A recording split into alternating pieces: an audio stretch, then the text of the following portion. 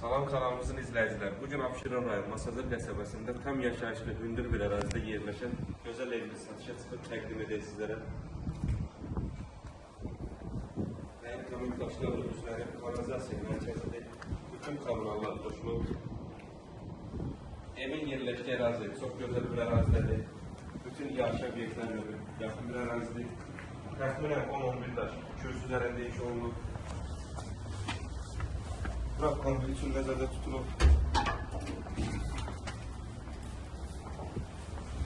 Ev çok keyfiyette dikilmiş bir evdir. Döşeme monolit istif oldu. Buna kuvvetler sesli direncini keserek ona otağına.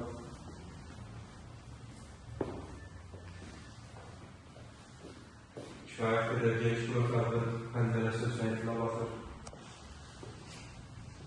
Burası adeta boşalır.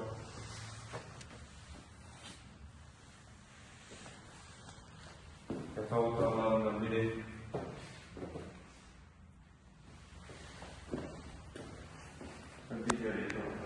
Her birinin ayrı zaten penceresi var yani.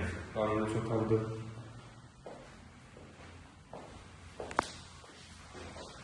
Evin teşveriyle senetli, hukukta yerleşmeyi, çok güzel bir arazide, tam yaşayışlı bir arazide, məşkəl ve marşrutlar çok yakın bir mesafede yerleşir.